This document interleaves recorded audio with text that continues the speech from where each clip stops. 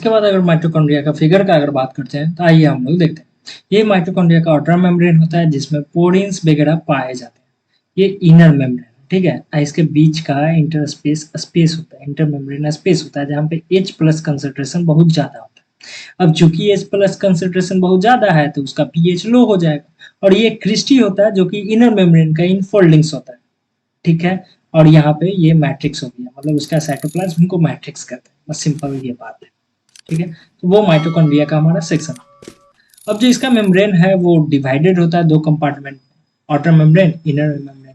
Lumen indexing into two aqueous compartments, outer compartment and the inner compartment. जो inner compartment होता है उसको matrix कहते हैं, और जो मतलब आउटर और इनर मेम्ब्रेन के बीच का जो होता है उसको इंटरमेम्ब्रेन स्पेस कहते हैं, या फिर यू भी कह सकते हैं, इंटरमेम्ब्रेन स्पेस होता है, ठीक है।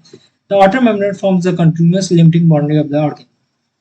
आउटर मेम्ब्रेन जो होता है उसके टोटल ऑर्गेनली के ऊपर लिमिटिंग बाउंड्री का काम करता है, जबकि इनर मेम्ब्रेन जो होता है वो infolding number of infoldings create करता है, जिसको क्या कहते हैं, क्रिस्टी कहते हैं, ठीक है। उसको क्या कहते हैं, क्रिस्टी कहते हैं। क्रिस्टी का क्या काम है, वो सरफेस एरिया को इंक्रीज कर देगा। The two membranes have their own specific enzymes associated with the mitochondrial function. मतलब जो मेम्ब्रेन होते हैं उसके पास अपना स्पेसिफिक एंजाइम होता है, सबसे ज्यादा एंजाइम इसी माइटोकॉन्ड्रिया में पाया जाता है। ये सारा सारा पीवाईक्यूज है, टेस्ट है, यहाँ से क्वेश्चन है, inner membrane, outer membrane, matrix, cristae, किसका इनफोल्डिंग है, क्या काम करता है, ये सब हम लोग ध्यान रखें। दूसरा जो होता है, mitochondria are the site of aerobic respiration. Mitochondria जो होता है वो एरोबिक रेस्पिरेशन का साइट है। They produce the cellular in the form of ATP, मतलब power house of the cell भी होता है। एटीपी वो बनाता है तो वो power house of the cell है। मैट्रिक्स जो होता है उसके पास सिंगल सर्कुलर डीएनए होता है, मॉलिक्यूल, फ्यू आरएनए मॉलिक्यूल्स भी उसमें होते हैं, आरएनए मॉलिक्यूल्स भी होते हैं, राइबोसोम भी होता है, राइबोसोम भी होता है, 70S का राइबोसोम होता है। ये खासा ध्यान रखेंगे। देखो क्या होता है मैट्रिक्स में, माइटोकॉन्ड्रिया के मैट्रिक्स में क्या होता है, सिंगल सर्कुलर डीएनए होता है, आरएनए मॉलिक्यूल्स भी होते हैं, राइबोसोम भी होता है। राइबोसोम 70S का होता है, 80S का नहीं होता। अब अदर कंपोनेंट भी जैसे प्रोटीन का सिंथेसिस करने के लिए जितने भी जो जरूरी कंपोनेंट है वो सब इसमें माइटोकॉन्ड्रिया में होते हैं, ठीक है। अब mitochondria divide by fission, binary fission के द्वारा माइटोकॉन्ड्रिया डिवाइड करता है।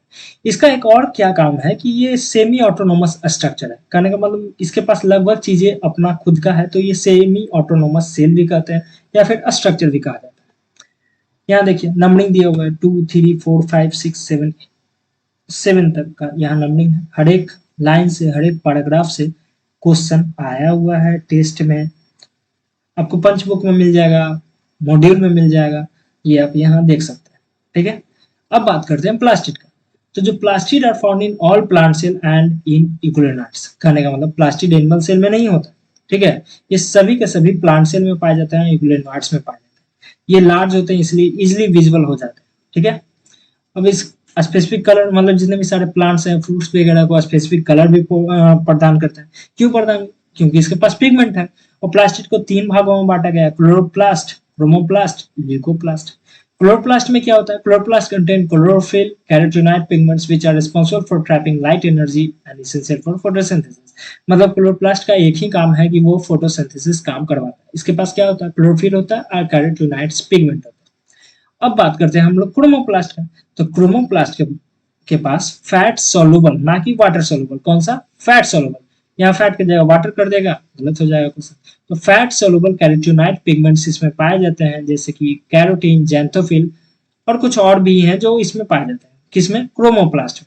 और ये क्या करता है, कलर प्रोवाइड करता है। मतलब जितने भी सारे हम सेब देख रहे हैं, ऑरेंज देख रहे हैं, ये सब जो फ्रूट वगैरह है, मूली हो गया, गाजर हो गया, ये सबको कलर प्रोवाइड करता है। मतलब जितने भी सारे पत्ते वत्ते हैं उस सबको कलर प्रोवाइड करता है। This gives the part of A plant yellow, orange और रेड कलर इसको प्रोवाइड करता है। तीसरा जो होता है ल्यूकोप्लास्ट होता है। ल्यूकोप्लास्ट कलरलेस प्लास्टिड, ठीक है। इसमें कलरलेस प्लास्टिड है और ये न्यूट्रिएंट्स को स्टोर्ड करता है। कौन सा न्यूट्रिएंट्स, अमाइलोप्लास्ट स्टोर्ड कार्बोहाइड्रेट। मतलब अमाइलो, इसमें भी बहुत तरह का 3 तरह का टाइप हो जाता है। अमाइलोप्लास्ट जो होता है कार्बोहाइड्रेट स्टार्च, कार्बोहाइड्रेट स्टार्च को स्टोर करता है, एग्जाम्पल है पोटैटो। इलायोप्लास्ट जो है वो वायल्स फैट्स को स्टोर करता है, जबकि अल्यूरोप्लास्ट जो है वो प्रोटीन को स्टोर करता है, ठीक है। हर एक लाइन से क्वेश्चन है। सबसे पहले ल्यूकोप्लास्ट का ये टोटल पैराग्राफ से क्वेश्चन बन सकता है। क्रोमोप्लास्ट का ही टोटल लाइन से क्वेश्चन है, क्लोरोफिल का तो हम लोग जानते हैं अच्छे से, ठीक है, तो वहां पे वो हो गया। अब बात करते हैं ये क्लोरोप्लास्ट का सेक्शन है, तो इसका जो फिगर का बात करते हैं, सबसे पहले तो आउटर मेम्ब्रेन होता है, ये भी डबल मेम्ब्रेन स्ट्रक्चर है, इनर मेम्ब्रेन होता है। फिर यहाँ पे ये ग्रेनम पाया गया, ये थैलाकॉइड पाया गया, और यहाँ पे स्ट्रोमा लैमली होता है, और ये इसके अंदर का साइटोप्लाज्म जो होता है स्ट्रोमा कहते हैं, उसमें मैट्रिक्स कहते हैं या स्ट्रोमा कहते हैं, ठीक है। Majority of the chloroplast of the green plants are found in the mesophyll cell of the leaves। कहने का मतलब ग्रीन प्लांट्स का जो क्लोरोप्लास्ट होता है वो किस में पाया जाता है, मेजोफिल सेल में पाया जाता है। These are lens shaped oval spherical discoid और इवन रिबन लाइक ऑर्गेनली इसमें होता है, जो कि वेरिएबल लेंथ का होता है, 5 से 10 माइक्रोमीटर का होता है उसका लेंथ जो होता है 5 से 10 माइक्रोमीटर का होता है, विड्थ जो होता है 2 से 4 माइक्रोमीटर का होता है। देयर नंबर वेरीज फ्रॉम 1 पर सेल ऑफ द क्लाइडोमोनास, ठीक है। इसका जो नंबर वैरी करता है, क्लोरोप्लास्ट का जो नंबर वैरी करता है, क्लाइडोमोनास में 1 भी हो सकता है और ग्रीन एल्गी में 20 से 40 पर सेल भी होते हैं मेसोफिल सेल। ग्रीन एल्गी के मेसोफिल सेल में जो होता है 20 से 40 पर सेल भी इसमें पाया जाता है, नंबर वैरी करता है, शुरू में ही हम लोग देखेंगे। जिस तरह से माइटोकॉन्ड्रिया है, क्लोरोप्लास्ट भी डबल मेम्ब्रेन स्ट्रक्चर होता है, ठीक है। क्या होता है, डबल मेम्ब्रेन स्ट्रक्चर होता है। इसमें से देखते हैं जो दो मेम्ब्रेन स्ट्रक्चर होता है, जो इनर क्लोरोप्लास्ट होता है मेम्ब्रेन, वो रिलेटिवली लेस परमिएबल होता है। 2024 में इस क्वेश्चन के लिए बवाल हुआ था, तो खासा ध्यान देंगे, ठीक है। क्लोरोप्लास्ट का जो इनर मेम्ब्रेन होता है वो रिलेटिवली लेस परमिएबल होता है, okay okay. The space limited by the inner membrane के अंदर जो स्पेस होते हैं उसको क्या कहते हैं, स्ट्रोमा कहते हैं। A number of organized flattened membranous sac called the thylakoids। कहने का मतलब ये जो एक है ना, इसको एक को कहेंगे थैलाकॉइड। आई जब बहुत सारा मिल के बन जाएगा स्टैक्ड पैरेलल ईच अदर, इसको क्या कहेंगे, ग्रेनम कहेंगे। Thylakoids are arranged in a stack like the piles of coins called grana. जैसे 1-2 का सिक्का ले लीजिए, और जो सिंगल एक का सिक्का है उसको क्या कहेंगे, थैलाकॉइड कहेंगे, ठीक है, थैलाकॉइड कहेंगे। और उसको एक दूसरे के ऊपर अगर सरिया देते हैं तो वो टोटल मिला के ग्रेनम हो जाता है। बस यहीं पे ये कह रहा है ग्रेनम हो जाता है, ठीक है। ग्रेना, ग्रेनम और इंटरग्रेनल थैलाकॉइड ये सब एक ही नाम। In addition there are flat membranous tubules called the stromal lamellae. यहाँ पे स्ट्रोमल लैमली भी पाया जाता है, यहाँ देख लीजिए स्ट्रोमल लैमली पाया जाता है। इसका क्या काम है, दो थैलाकॉइड्स को जोड़ देता है। डिफरेंट जो ग्रेनम का थैलाकॉइड होता है, दो थैलाकॉइड को जोड़ देता है। Okay. The membrane of the thylakoids includes a space called a lumen। दो मेम्ब्रेन के बीच का जो स्पेस होता है उसको ल्यूमेन कहते हैं। क्या कहते हैं, ल्यूमेन कहते हैं। टेस्ट में आपको क्वेश्चन मिल जाएगा, आकाश के टेस्ट में या फिर पीडब्ल्यू का टेस्ट हो तो एलएल के भी टेस्ट में इसका क्वेश्चन मिल जाएगा, ल्यूमेन कहते हैं। The stroma of the chloroplast contains enzymes required for the synthesis of carbohydrates and proteins. Chloroplast का जो स्ट्रोमा होता है उसमें बहुत सारे एंजाइम्स पाए जाते हैं, किस लिए, ताकि कार्बोहाइड्रेट्स और प्रोटीन का सिंथेसिस कर सके। It also contains a small double-stranded circular DNA molecules and ribosome। ठीक है, इसमें क्या होता है, small double standard circular DNA भी होता है, राइबोसोम होता है। इसको भी सेमी ऑटोनोमस सेल कहते हैं या फिर ऑर्गेनली कहते हैं, ठीक है, ऑर्गेनली कहते हैं। अब क्लोरोफिल पिगमेंट भी किस में पाया जाएगा, थैलाकॉइड्स में पाया जाता है। क्लोरोफिल पिगमेंट्स किस में पाया जाता है, थैलाकॉइड्स में पाया जाता है। Ribosome of the chloroplast are smaller than the cytoplasmic ribosome. कहने का मतलब माइटोकॉन्ड्रिया और क्लोरोप्लास्ट दोनों में 70S का राइबोसोम पाया जाता है, जबकि यूकेरियोट्स में तो 80S का पाया जाता है। अब यहाँ पे हम लोग बात करते हैं राइबोसोम। राइबोसोम जो होता है वो ग्रेनुलर स्ट्रक्चर है, first observed under electron microscope as dense particle by George Palade. Ribosome जो होता है ग्रेनुलर दानेदार स्ट्रक्चर है, जो कि पहली बार जॉर्ज प्लाडे ने इसको खोजा था 1953 में। ईयर याद रखेंगे, कौन खोजे थे, जॉर्ज प्लाडे खोजे थे, ये याद रखेंगे। अब ये राइबोसोम में होता क्या है, तो राइबोन्यूक्लिक एसिड आरएनए होता है, प्रोटीन होता है, ठीक है, और ये मेम्ब्रेनलेस होता है। राइबोसोम प्रोटीन होता है और ये मेम्ब्रेनलेस होता है। सबसे पहले तो यूकेरियोटिक राइबोसोम जो होता है 80S का होता है, जबकि प्रोकैरियोटिक राइबोसोम जो होता है 70S का होता है। 70S में भी हम लोग बताया था कि 50S, 30S, स्मॉलर सब यूनिट, लार्जर सब यूनिट। अब जो S है ये क्या डिनोट करता है, सेडबर्ग यूनिट को डिनोट करता है, stand for the sedimentation coefficient. जो S है वो सेडिमेंटेशन कोफिशिएंट को स्टैंड करता है, ठीक है, मतलब उसका फुल फॉर्म हो गया। ठीक है ये। और it is indirectly is a measure of density and size, मतलब इनडायरेक्टली, डायरेक्टली नहीं, इनडायरेक्टली ये डेंसिटी और साइज का मेजरमेंट है। एस क्या है? S sedimentation coefficient. Both 70s and 80s ribosome are composed of two subunit, जैसे कि हम लोग बताए थे स्मॉलर लार्जर सब यूनिट, दो सब यूनिट से मिलकर बना। ये 2025 में, नीट 2025 में क्वेश्चन है यहाँ से, ठीक है। तो इसका हम लोग ध्यान रखें। अब बात करते हैं साइटोस्केलेटन। साइटोस्केलेटन जो होता है मोस्टली यूकैरियोटिक में ही होता है, only present in eukaryotic cell, ना कि prokaryotic. An elaborate network of filamentous proteinous structure present in the cytoplasm is collectively referred to as cytoskeleton. इसका डेफिनेशन सीधा याद रखेंगे, ऐसे भी याद रहता है। इसका जो फंक्शन है वो किस में काम करता है? सपोर्ट करता है, मोटिलिटी प्रोवाइड करता है, और सेल के शेप को भी मेंटेन करके रखता है। कौन? साइटोस्केलेटन। करते हैं सिलिया एंड फ्लैजिला, जिसमें कि फिगर जो है, ये बात अगर करते हैं तो ये सिलिया और फ्लैजिला का यहाँ पे फिगर पाया जाता है, ठीक है। तो इसमें होता क्या क्या है थोड़ा सा जान लेते हैं। इस जो फिगर है, डायग्राम है, इसको हमेशा याद रखना है। आपसे कुछ भी पूछ सकता है इसमें, ठीक है। 9 पेयर, जैसे ये पेरिफेरल माइक्रोट्यूबुल्स डबलेट होता है, यानी 9 पेयर में होता है, यानी टोटल मिला के 18 होगा। यहाँ पर बात करते हैं तो प्लाज्मा मेम्ब्रेन होता है, जबकि ये जो सेंट्रल वाला है, इसको सेंट्रल माइक्रोट्यूबुल कहेंगे। ये देखिए इंटर डबलेट ब्रिज जो कि जोड़े हुए रहता है पेरिफेरल माइक्रोट्यूबुल को, और ये सेंट्रल सीथ है, जबकि ये रेडियल स्पोक है, बिल्कुल एक चक्के की तरह जैसा जो होता है वही काम होता है इसमें। अब बात करते हैं सिलिया एंड फ्लैजिला का। सिलिया और फ्लैजिला जो होता है hair like outgrowth, cell membrane का हेयर लाइक आउटग्रोथ, ठीक है। सिलिया और स्मॉल स्ट्रक्चर, सिलिया जो होता है फ्लैजिला के कंपैरेटिवली स्मॉल होता है, ठीक है, which work like oars causing the movement of either the cell or the surrounding fluid. कहने का मतलब सिलिया का जो काम है वो सेल के अंदर ही इधर उधर जाने का काम है, ठीक है। लेकिन फ्लैजिला क्या होता है? लंबा होता है, कंपैरेटिवली लॉन्गर होता है, and responsible for sale movement, ठीक है, वो सेल को मूवमेंट करवाता है। जबकि सिलिया जो है सेल के अंदर उसका जो सराउंडिंग फ्लूइड है उसमें कुछ मूवमेंट करता है। जैसे अगर बात करते हैं ह्यूमंस, हम लोग में क्या कि नजल एपिथेलियम में जो थोड़ा बहुत सिलिया होता है, या फिर फ्लोपियन ट्यूब में जो सिलिया होता है, तो वो बॉडी के अंदर ही करता है ना। जबकि अगर पैर हाथ मान ले फ्लैजिला तो हमारे पूरे बॉडी को मूव करता है, ठीक है। तो यही बात होता है यहाँ। अब बात करते हैं प्रोकैरियोटिक बैक्टीरिया में जो फ्लैजिला होता है वो यूकैरियोटिक बैक्टीरिया से बिल्कुल डिफरेंट होता है, ठीक है। प्रोकैरियोटिक यूकैरियोटिक फ्लैजिला जो होता है वो अलग अलग होता है, स्ट्रक्चरली डिफरेंट होता है।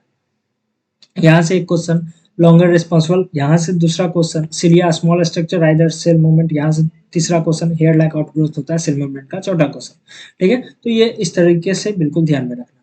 अब बात करते हैं जो हम लोग इलेक्ट्रॉन माइक्रोस्कोपिक स्टडी करते हैं सिलिया फ्लैजिला का, तो वो उसमें क्या नजर आता है कि वो सेल मेम्ब्रेन, उसके बाहर बाहर जो होता है सेल मेम्ब्रेन होता है, और उसका अंदर वाला पार्ट जो उसका कोर है, देयर कोर कॉल्ड एक्सोनीमी, ठीक है। उसके कोर को एक्सोनीमी कहते हैं। एक्सोनीमी के पास क्या होता है? Possesses a number of microtubules running parallel to the long axis, ठीक है। कहने का मतलब वो पैरेलल एक तरफ ही जाता है। यहाँ पे देखिए ना, ये पैरेलल है इस तरीके से, बिल्कुल पैरेलल जाता है। कौन? माइक्रोट्यूबुल्स, ठीक है। अब axoneme usually have 9 pair of doublets of radially arranged peripheral microtubules and a pair of centrally located microtubules। कहने का मतलब 9 प्लस 2 अरेंजमेंट इसको कहते हैं, ठीक है। 9 पेयर माइक्रोट्यूबुल्स हो गया और 2 सेंट्रल माइक्रोट्यूबुल हो गए, ठीक है। तो ये यहाँ पे बात आ जाता है, और इसी अरेंजमेंट को 9 प्लस 2 अरेंजमेंट करते हैं। 9 प्लस 2 अरेंजमेंट किसमें होता है? फ्लैजिला सिलियम होता है, ना कि सेंट्रोजोम या फिर सेंट्रियोल वगैरह में होता है। अब बात करते हैं central tubules are connected by bridges. यहाँ देखिए जो सेंट्रल ट्यूब्यूल्स होते हैं वो ब्रिज के द्वारा कनेक्टेड है। ये ब्रिज है हमारा, वो ब्रिज के द्वारा कनेक्टेड होता है। अब यहीं पे बात करते हैं connected by bridges and it's also enclosed by central sheath, से इनक्लोज्ड होता है मतलब घिरा हुआ रहता है central sheath, which is connected to one of the tubules of each peripheral doublets by a radial spoke। और रेडियल स्पोक जो होता है उसको कनेक्ट करके रखता है। 9 रेडियल स्पोक्स होते हैं, ठीक है। तो 9 रेडियल स्पोक्स होते हैं, जबकि 9 पेयर माइक्रो पेरिफेरल माइक्रोट्यूबुल होते हैं, और 2 जो होता है सेंट्रल सीथ होता है, ठीक है। The peripheral doublets are also connected by linkers. जो पेरिफेरल डबलेट होता है मतलब माइक्रोट्यूबुल्स होते हैं वो भी लिंकर्स के द्वारा कनेक्टेड होते हैं, इंटरकनेक्टेड। यहाँ पे देखिए ये जो है लिंकर वाला पार्ट है, इंटर डबलेट ब्रिज लिंकर वाला पार्ट है, ठीक है। अब बात करते हैं both cilia and flagella emerges from centriole like a structure called the basal bodies. मतलब जो भी सिलिया फ्लैजेलम है वो किससे उत्पत्ति होता है, उसका सेंट्रियोल लाइक स्ट्रक्चर होता है जिसको क्या कहते हैं, बेसल बॉडी। तो बेसल बॉडी से क्या बनता है, सिलिया एंड फ्लैजेला बनता है, सेंट्रियोल नहीं बनता है, इस बात का खासा ध्यान रखें। तो ये हमारा सिलिया फ्लैजेला वाला टॉपिक खत्म होता है। यहाँ से आप इन बातों का ध्यान रख के आराम से क्वेश्चन बना ले जाएंगे, ठीक है। तो कहीं भी कंफ्यूज होने का जरूरत नहीं। अब बात करते हैं centrosome and centriole. Centrosome is an organ usually containing two cylindrical structure called centriole. Centrosome जो होता है उसके अंदर सेंट्रियोल होता है, सिलिंड्रिकल टू सिलिंड्रिकल स्ट्रक्चर जो कि सेंट्रियोल, मतलब दो सेंट्रियोल को मिला के एक सेंट्रोजोम बनाता है। और they are surrounded by amorphous pericentriolar material, amorphous pericentriolar material से सराउंडेड होता है। अब both the centriole in a centrosome lie perpendicular to each other. जो सेंट्रोजोम होता है ना, कहने का मतलब जो सेंट्रोजोम होता है उसके अंदर जो सेंट्रियोल होता है वो परपेंडिकुलर अरेंज होता है, ठीक है, परपेंडिकुलर रहता है, एक दूसरे से परपेंडिकुलर रहता है ताकि वो प्लस प्लस का साइन बना। अब इसका जो ऑर्गेनाइजेशन है वो कार्टविल की तरह होता है, जो हम लोग बैलगाड़ी में जो कार्टविल देखते हैं उसका जो चक्का देखते हैं उस तरीके का होता है। इसमें 9+0 अरेंजमेंट होता है, सेंट्रियोल में सेंट्रोजोम में 9+0 अरेंजमेंट होता है। क्यों होता है आइए देख लेते हैं। They are made of 9 evenly spaced peripheral fibrils of tubulin protein. मतलब 9 ट्रिपलेट होता है, ठीक है, 9 evenly spaced peripheral fibrils of tubulin protein का 9 होता है, इवनली स्पेस्ड होता है उसमें। ओके। अब हर एक जो पेरिफेरल फाइब्रिल है ना वो ट्रिपलेट होता है, वहां दो था डबलेट था, यहाँ ट्रिपलेट होता है, मतलब 27 हो जाएगा। The adjacent triplets are also linked. जो ट्रिपलेट होते हैं वो भी लिंक्ड होते हैं। द सेंट्रल पार्ट जो होता है proximal part of centriole is also proteinaceous called the hub. Centriole का सेंट्रियोल का प्रोक्सिमल रीजन में जो सेंट्रल पार्ट होता है उसको क्या कहते हैं, हब कहते हैं, जो कि प्रोटीन का बना हुआ है, which is connected with tubules of the peripheral triplets by radial spoke made of protein। मतलब ये जो है हब जो है वो कनेक्टेड होता है, जैसे व्हील में देखते हैं ना, बैलगाड़ी के व्हील चक्के में जो देखते थे, एक बीच में जो हब होता है उससे रेडियल स्पोक के द्वारा जो बाहर का जो पेरिफेरल ट्यूब्यूल होते हैं ट्रिपलेट होता है वो कनेक्टेड होता है, ठीक उसी प्रकार से यहाँ पे भी कनेक्टेड होता है। और रेडियल स्पोक जो है वो भी प्रोटीन का मिलकर बना हुआ है, हब जो है वो भी प्रोटीन का मिलकर बना हुआ है। अब बात करते हैं the centriole from the basal body. जो सेंट्रियोल होता है वो बेसल बॉडी का फॉर्मेशन करता है, basal body of cilia or flagellum and spindle fibres. मतलब सेंट्रियोल जो होता है सिलिया फ्लैजेला बनाता है, स्पिंडल फाइबर्स भी बनाता है, that give rise to a spindle apparatus during cell division in animal cell. Animal cell में क्या होता है कि सेल डिवीजन के दौरान जो होता है स्पिंडल एपरेटस बनाता है, किन के द्वारा, स्पिंडल फाइबर होता है सिलिया फ्लैजेला, ये सब आपस में मिलकर स्पिंडल एपरेटस बनाता है और इसी को क्या कहते हैं सेल डिवीजन में मदद करता है। और यहीं पे हमारा सेंट्रियोल और सेंट्रोजोम वाला पार्ट खत्म होता है, ठीक है। तो इस टॉपिक से अगर आप क्वेश्चन देखते हैं सिंड्रिकल सेंट्रियोल होता है, अमॉर्फस पेरीसेंट्रियोल परपेंडिकुलर लाई करता है। यहाँ पर अगर किसी परपेंडिकुलर की जगह कोई भी चेंज कर दिया एक्सियली या फिर समथिंग रेडियली तो गलत हो जाएगा, ठीक है। कार्टविल की तरह अरेंजमेंट होता है, हब होता है सेंट्रल पार्ट को 9 यूनिट स्टिपलेट होता है और स्पोक्स पता ही है, ठीक है। अब बात करते हैं न्यूक्लियस का। यहाँ देखिए न्यूक्लियस के अंदर वाला जो सब्सटेंस होता है न्यूक्लियोप्लाज्म कहते हैं, इसके अंदर न्यूक्लियोलस होता है जिसमें न्यूक्लियस पाया जाता है, सॉरी न्यूक्लियोलस होता है, न्यूक्लियस के अंदर न्यूक्लियोलस होता है, न्यूक्लियर पोर भी होता है ताकि उसे ट्रांसपोर्ट किया जा सके, और न्यूक्लियर मेम्ब्रेन तो होता है। अब न्यूक्लियस का जो डिस्कवरी था वो रॉबर्ट ब्राउन ने किया था 1831। सीधा क्वेश्चन, टू द पॉइंट, याद रखना। Later the material of the nucleus stain by basic dyes. फिर अगर न्यूक्लियस के मटेरियल को बेसिक डाई से अगर स्टेन करता है, बेसिक डाई से स्टेन किया गया, ठीक है, उसके बाद जो क्रोमेटिन हुआ and given the name chromatin by Flemming. And उसके बाद जो होता है उसको नाम दिया गया क्रोमेटिन, किनके द्वारा, फ्लेमिंग के द्वारा दिया गया, ठीक है। Later the material of the nucleus stain by the, जो न्यूक्लियस का मटेरियल है उसको बेसिक डाई से स्टेन किया गया और क्रोमेटिन नाम दिया गया फ्लेमिंग के द्वारा। अब बात करते हैं इंटरफेज न्यूक्लियस। जो हम लोग सेल डिवीजन में पढ़े थे इंटरफेज, आखिर उसमें क्या होता है, nucleus of a cell when it is not divided. मतलब इंटरफेज में क्या होता है कि न्यूक्लियस का डिवीजन नहीं होता है, वहां पे साइटोप्लाज्म वगैरह का डिवीजन होता है। Has highly extended and elaborate nucleoprotein fibers called chromatin, nuclear matrix, and one or more spherical bodies called nuclei, जिसको न्यूक्लियोलस कहते हैं। मतलब इंटरफेज न्यूक्लियस में क्या होता है कि क्रोमेटिन बहुत सारा रहता है जो कि न्यूक्लियोप्रोटीन का मिलकर बना हुआ रहता है, ठीक है। न्यूक्लियर मैट्रिक्स होता है जिसको न्यूक्लियोप्लाज्म होता है और न्यूक्लियोलस भी इसमें पाया जाता है। अब यहीं पे बात करते हैं न्यूक्लियर एनवेलप जो होता है consist of two parallel membranes with a space between 10 से 15 नैनोमीटर का स्पेस होता है जिसको पेरीन्यूक्लियर स्पेस कहते हैं। मतलब न्यूक्लियस डबल मेम्ब्रेन स्ट्रक्चर होता है, ठीक है। तो उसके बीच में जो स्पेस होता है ना, दो मेम्ब्रेन के बीच का स्पेस को पेरीन्यूक्लियर स्पेस कहते हैं, जो कि 10 से 15 नैनोमीटर होता है। और यही बैरियर का काम करता है ताकि रैंडमली कोई भी सब्सटेंस का ट्रांसपोर्टेशन ना हो जाए, forms a barrier between the materials. तो मेनली ध्यान रखें पेरीन्यूक्लियर स्पेस क्या होता है और यहाँ पे इंटरफेस न्यूक्लियस में क्या होता है। यहाँ पे दो क्वेश्चन पूछा जा सकता है यहाँ से। फ्लेमिंग क्रोमेटिन नाम कौन दिया? फ्लेमिंग। तो डिस्कवरी कौन किया? तो वहाँ पे रॉबर्ट ब्राउन हो जाएगा। अब यहीं पे बात करते हैं the outer membrane usually remains continuous with the endoplasmic reticulum also bears ribosome on it. कहने का मतलब जो न्यूक्लियस का जो आउटर मेम्ब्रेन था उसी से एंडोप्लाज्मिक रेटिकुलम अटैच होता था, रिमेंस होता था, ठीक है। क्यों? क्योंकि इस पे राइबोसोम होता था और प्रोटीन का सिंथेसिस करता था, क्योंकि न्यूक्लियस के द्वारा ही प्रोटीन का सिंथेसिस होता है राइबोसोम के थ्रू। यही वजह से क्लोज एसोसिएशन होता था, कंटिन्यूअस उसके साथ जुड़ा हुआ रहता था न्यूक्लियस के साथ endoplasmic reticulum. At a number of places, the nuclear envelope is interrupted by minute pores, which are formed by the fusion of its two membranes. These nuclear pores are the passage। कहने का मतलब nuclear pore होता था, ठीक है। दो membrane के fusion से जो न्यूक्लियर पोर बनता था ना, माइन्यूट पोर बनता था, उसी को न्यूक्लियर पोर्स कहते हैं। और ये पैसेज होता है, ये रास्ता होता है ट्रांसपोर्ट करने का। क्या ट्रांसपोर्ट करता है? Movement of RNA, protein, protein molecules take place in both direction between the nucleus and the cytoplasm. मतलब सेल सेल जो है, तो मूवमेंट ऑफ मटेरियल्स मॉलिक्यूल्स जो है वो कहाँ होगा? साइटोप्लाज्म में भी होगा। न्यूक्लियस से निकल के साइटोप्लाज्म में भी जाएगा और साइटोप्लाज्म का जो कुछ है वो न्यूक्लियस में भी जा सकता है। दोनों डायरेक्शन में मूवमेंट होता है और किसके द्वारा होता है? न्यूक्लियर पोल के द्वारा होता है, ठीक है। Normally there is only one nucleus per cell. ज्यादातर क्या होता है कि एक सेल में सिर्फ एक ही न्यूक्लियस होता है, लेकिन कभी कभी बहुत सारे भी न्यूक्लियस पाए जाते हैं और कभी कभी न भी न्यूक्लियस पाया जाता है किसी सेल में। जैसे न्यूक्लियस किस में नहीं पाया जाता? लैक न्यूक्लियस इरेथ्रोसाइट, मतलब हम लोगों का आरबीसीज, मैमल का आरबीसीज। और सीव ट्यूब जो होता है उसमें, वस्कुलर बंडल का सीव ट्यूब जो होता है उसमें न्यूक्लियस नहीं होता है, ठीक है। तो ये ध्यान रखेंगे। अब देखिए nuclear matrix or the nucleoplasm जो होता है उसके अंदर न्यूक्लियोलस एक्रोमेटिन होता है।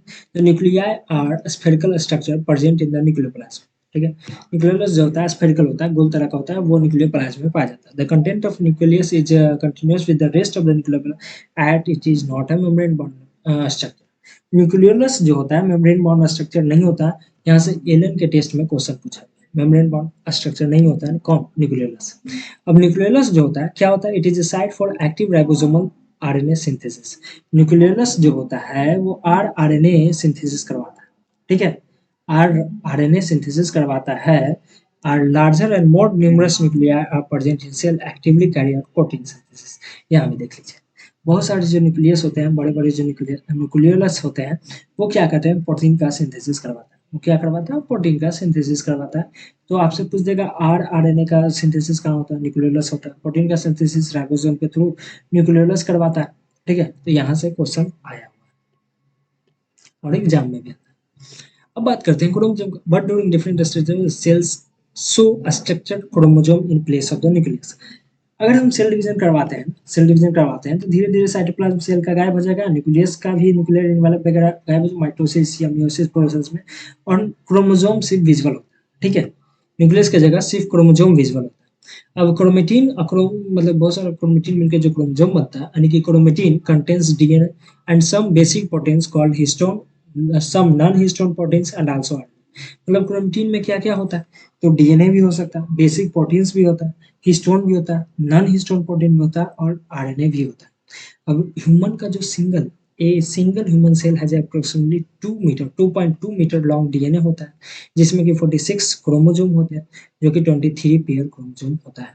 ये हम लोगों को अच्छे से पता है। तो ये सारा ध्यान रखेंगे। मोस्टली यहाँ से टफ क्वेश्चन बनाता है कि क्रोमेटिन क्या क्या रखता है।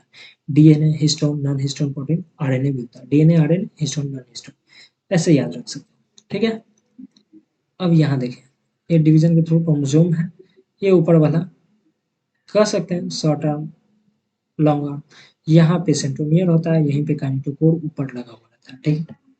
अब बात करते हैं वीरे chromosome essentially has primary construction of the centromere. जो सबसे पहले जो कंस्ट्रक्शन होता है, यहाँ पे जो कंस्ट्रक्शन है उसको क्या कहते हैं, सेंट्रोमियर कहते हैं। और इसके ऊपर जो होता है डिक्स लाइक होता है, एक डिक्स लाइक लगा हुआ रहता है। अंदर में तो बॉल टाइप का सेंट्रोमियर हुआ है, तो उसके ऊपर डिक्स लाइक का होता है, उसको काइनेटोकोर्स कहते हैं। ठीक है, kinetochores are present based on the position of the centromere. Chromosome को 4 टाइप में बांटा गया। सबसे पहले तो मेटासेंट्रिक होता है, यहाँ फिगर से देख सकते हैं। मेटासेंट्रिक बिल्कुल बीच में होगा, दोनों आर्म जो होगा इक्वल होगा। ठीक है, यहाँ भी देख लीजिए मेटासेंट्रिक हैज मिडिल सेंट्रोमियर, तो मेटा मिडिल याद रखेंगे, इक्वल आर्म्स। ठीक है, आराम से याद रखें। यहाँ पे ये सेकेंडरी कंस्ट्रक्शन जिसको सेटेलाइट। अब सब मेटासेंट्रिक अगर बात करते हैं, दूसरा पार्ट जो होता है, दूसरा टाइप जो होता है सब metacentric. Submetacentric chromosome has centromere slightly away from the middle of the resulting in one shorter arm or one longer. यहाँ देखिए सबमेटासेंट्रिक मतलब मिडिल में नहीं होगा, हल्का सा मिडिल से ऊपर या नीचे हो सकता है, उसको कहते हैं सबमेटासेंट्रिक। ठीक है, यहाँ पे एक लॉन्गर आर्म हो जाए, दूसरा शॉर्टर आर्म हो जाए। लॉन्गर आर्म को क्या कहते हैं, क्यू आर्म कहते हैं। लॉन्गर आर्म को क्यू आर्म कहते हैं, ये क्वेश्चन आया हुआ है नीट एग्जाम में। शॉर्टर आर्म को पी आर्म कहते हैं। ठीक है, ये क्वेश्चन नीट एग्जाम में आया हुआ है और एनसीईआरटी में नहीं दिया हुआ है, इस बात का खासा। अब एक्रोसेंट्रिक तीसरा टाइप जो होता है acrocentric chromosome the centromere is situated close to its end. यहाँ देखिए बहुत कंफ्यूजन होता है, close to its end forming one extremely short and one extremely very long. Close to its end है, एंड पे नहीं है। एक बहुत लंबा हो गया और दूसरा बहुत छोटा हो गया। ठीक है, और यहाँ देखिए टीलोसेंट्रिक में बिल्कुल अंत में होगा, हैज ए टर्मिनल सेंट्रोमियर, बिल्कुल अंत में होगा, तो यहाँ पे टीलोसेंट्रिक हो जाता है। ठीक है, यहीं पे बात करते हैं sometimes a few chromosome have non staining secondary constriction at a constant location. मतलब कुछ क्रोमोसोम में क्या होता है ना कि सेकेंडरी कॉन्स्ट्रिक्शन होता है, सेकेंडरी ऐसे ऐसे बंधता है। ठीक है, कॉन्स्ट्रिक्शन होता है, वो नॉन स्टेनिंग होता है और सेकेंडरी स्ट्रक्चर होता है, कांस्टेंट लोकेशन पे होता है। तो वो होता क्या है, this gives the appearance of a small fragment called the satellite. वो सैटेलाइट जो non staining secondary constrictor at constant location. देखो नॉन स्टेनिंग सेकेंडरी कॉन्स्ट्रिक्शन याद रखें, कॉन्स्ट्रिक्शन से कांस्टेंट लोकेशन, स्मॉल फ्रेगमेंट होते हैं सैटेलाइट। ठीक है, तो यहाँ से क्वेश्चन आया हुआ है नीट एग्जाम में, बिल्कुल ध्यान रखना। अब बात करते हैं microbodies. Many membrane bound minute vesicles called microbodies that contain various enzymes are present in both plant and animal cell. Membrane bound होता है, माइक्रोबॉडीज मेम्ब्रेन बाउंड होता है, जो कि किसमें, दोनों में पाया जाता है, प्लांट्स में भी और एनिमल सेल में भी। इसके पास कई एंजाइम्स होते हैं, वेरियस एंजाइम्स होते हैं, ये वजह से उसको माइक्रोबॉडीज कहते हैं। अब यहाँ पे थोड़ा सा ध्यान देना, year helps in the transport of substances, synthesis of proteins, lipoprotein and glycogen. इसको बिल्कुल अच्छे से ध्यान रखना। इंडोप्लाज्मिक रेटिकुलम जो है वो ट्रांसपोर्ट करता है सब्सटेंस का और सिंथेसिस करता है प्रोटीन, लाइपोप्रोटीन और ग्लाइकोजन का भी। बस यहाँ पे हमारा सेल यूनिट ऑफ लाइफ समाप्त होता है। 10, 9, 8, 7, 6, 5, 4, 3, 2, 1, 0.